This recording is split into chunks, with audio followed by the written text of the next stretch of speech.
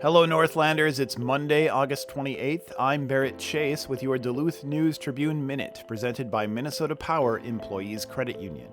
The average MPECU member saves over $785 a year in better rates and lower fees. And with MPECU, every ATM is your ATM. With their free checking program, you get ATM fee reimbursements at any ATM anywhere in the U.S. Check out Minnesota Power Employees Credit Union's services online at mpecu.com or visit their offices in downtown Duluth, Arrowhead Road, or Miller Trunk Highway. Now here's a look at today's headlines. 2 people were pronounced dead at the scene of a single vehicle crash near the intersection of Haines Road and Skyline Parkway around 1:21 p.m. Saturday. Both the driver, Shelley Ann Morton, 51, of Duluth, and passenger, Justice Dawn Marie Williams, 27, of Superior, were pronounced dead despite life-saving efforts at the scene, according to a news release from the Duluth Police Department. Police determined that a 2001 Ford F-150 was traveling south on Haines Road, left the roadway, and struck a concrete barrier at the intersection with Skyline Parkway around 1 p.m. The cause of the crash is still under investigation. And a bit south of us, a school bus carrying members of the Waseca High School volleyball team was involved in a crash that killed a South Dakota man Saturday night on Interstate 90. No Waseca students or staff were seriously injured in the incident, according to Waseca Public Schools' post on Facebook. The Minnesota State Patrol said the driver of a Ford Mustang, Mark Allen Tigner, 55, of Brandon, South Dakota, was killed. The school bus was traveling east on I-90 when it collided with the Mustang, traveling the opposite direction, near the interchange with Minnesota Highway 22, according to a State Patrol report. The crash was reported at 8:42 p.m. Saturday. No further details of the collision were given. There were a total of 9 people on the bus, including 7 between the ages of 14 and 16, all from Waseca.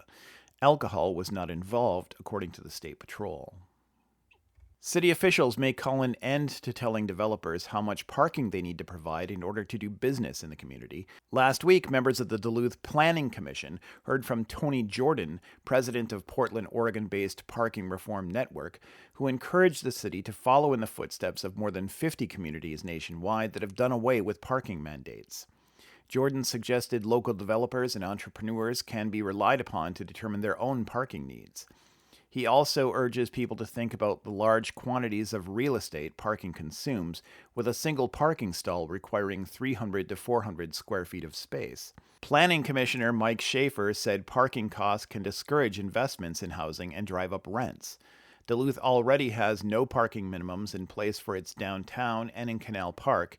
City officials have been exploring greater parking deregulation since January. Jordan noted that Anchorage, Alaska did away with its parking minimums last year, while also addressing snow removal needs. Buffalo, New York is another snowy city that eliminated parking mandates. He noted that local developers will continue to have a vested interest in maintaining good access to their properties. Now here's a look at your forecast, brought to you by the Superior Telegrams podcast, Archive Dive. Weather for the Duluth area today, looking at sunshine for the start of the week. High temperatures around 80 degrees with a slight chance of thunder showers in the afternoon and into the early nighttime hours. Low temperatures in the upper 50s tonight, and then plenty of sunshine for Tuesday, slightly cooler with high temperatures in the low 70s. I'm Storm Tracker meteorologist Robert Pointer. Thank you to Archive Dive for their support. The monthly history podcast, hosted by Superior Telegram reporter Maria Lockwood, dips into the archives of historic events, people, and places around Superior and Douglas County. Available at superiortelegram.com or wherever you also get this podcast. This month's episode is part 1 of a 2-part series looking back at the life of the legendary Bud Grant. Reporting for today's episode was done by Terry Caddo and Peter Passy of the News Tribune and Levi Jones of the West Central Tribune. Thank you for listening to the Duluth News Tribune Minute. Have a great day, and we'll see you back here tomorrow.